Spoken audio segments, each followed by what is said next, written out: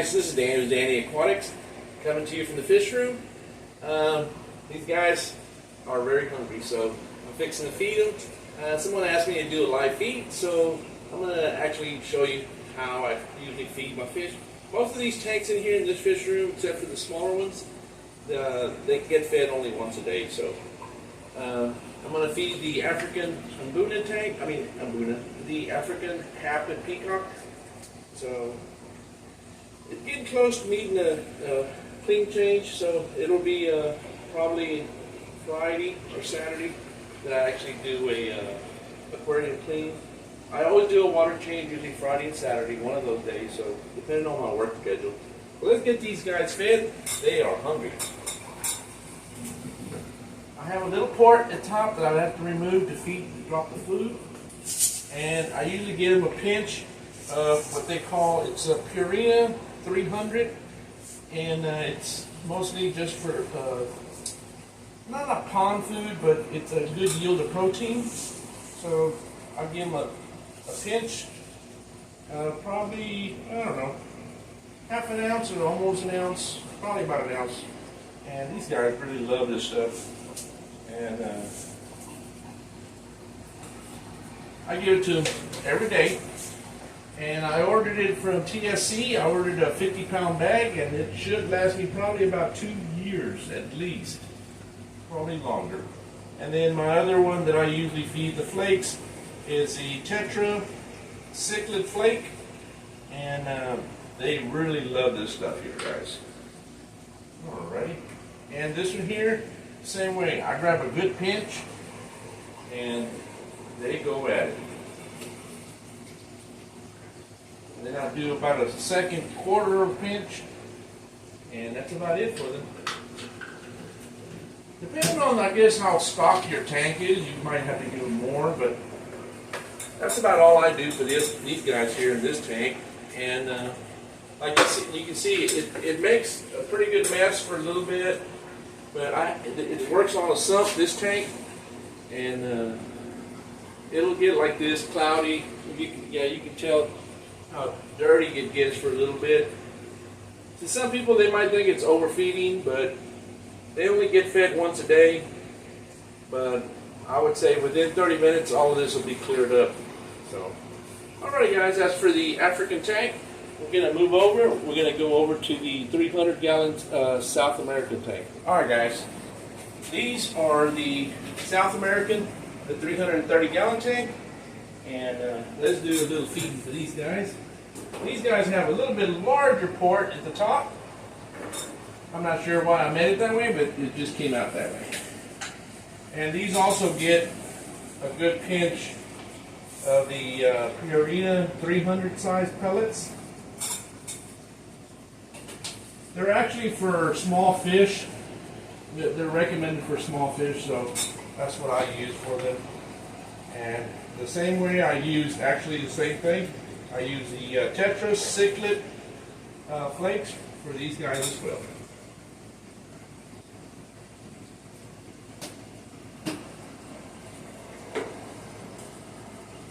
And this tank here, every once in a while, I'll give them the shrimp. It's just a treat. I usually do it just maybe once or twice, but it's not much because they don't really all eat it. They just nibble at it. I'll put about 3 or 4 in here, and that's about it. And it's not a very tank they're just dying to eat, but they do eat, so, and they love it. They'll go at it for a while, it'll make a big mess, and after about, like I said, about 30 minutes or so, it'll be all cleared up. There'll still be a little bit of residue left in the water, but after about an hour, the water's all cleared up again. So sometimes I don't even sometimes I don't feel like feeding them because the water's so clear. But you got to do it. You got to feed them. All right, let's move on to the 550-gallon tank, and let's see these guys. All right, guys. This tank here has the same type of top lid. I have a small lid because when I built this tank, I knew I was going to have an Arowana, so I built a small lid. Now that the Arowana is in here, I need to find a way to make some latches. I have to put I'm not sure if you can see that. I have to put a 5-pound weight on top of the lid to keep him from opening that lid and popping out. He's popped out of here twice on me while I'm doing the feeding. So it gets kind of eerie when I feed sometimes. So this tank's a little taller, so I need to step up higher, but I don't think you can see me up here. So let me give him a pinch. And these guys will actually go crazy while I'm feeding in here. I do the same thing. I gave him a little treat of the what do they call it? The krill shrimp, the tetra, and then I'll give him some flakes. But today we're gonna have a special treat since they are more of the, what do you call it? They're Central American fish, so they eat bigger stuff. So you can see I chopped up like 5 little shrimp. This is the stuff you just buy like at Walmart and H-E-B, those raw package shrimp. So clean them up and then chop them up in smaller pieces, and I give them actual live shrimp every once in a while, probably like just once a week. All right, let's drop these in here. These guys will probably go up in these too. I've had him jump out because of these. I gotta be careful how I feed them. They do go kind of nuts on me. But they'll all get one and get a few of them, and then they'll tear them up. And that's about it. And I'm gonna try to, sometimes I have to sit there and watch where he's at to make sure he doesn't jump out when I do the feeding.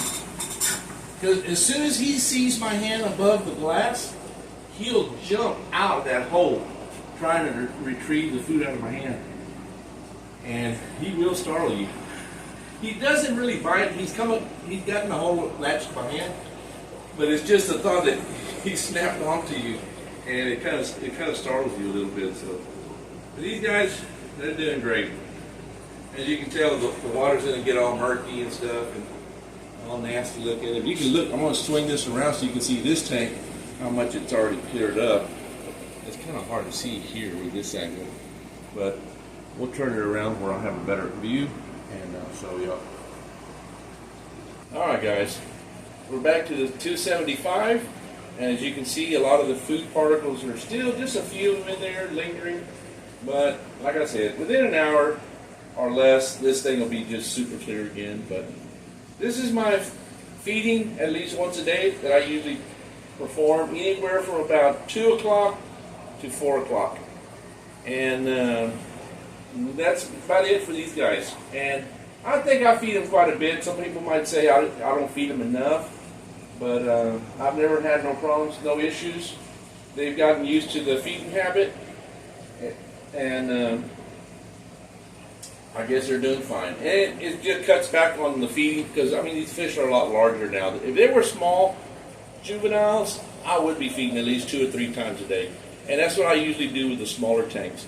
I'll feed them small amounts and, just feed them periodically through the day so they have, some food during the day, all day long, so they can actually start growing and get some size in them. And then once they get to a certain size, I do a larger feeding and just mostly once a day. So it's worked out real good for me. So everybody's different. Everybody's fish tanks are different. So this is the way I do mine, and it's been working good, guys. And that's everybody there. The 330, they've already kind of basically almost cleared up as well. So, alrighty, guys, thanks for joining me, and y'all have a wonderful and a blessed day. And I'll see you on another video. Y'all take care. All right, God bless y'all. Bye bye.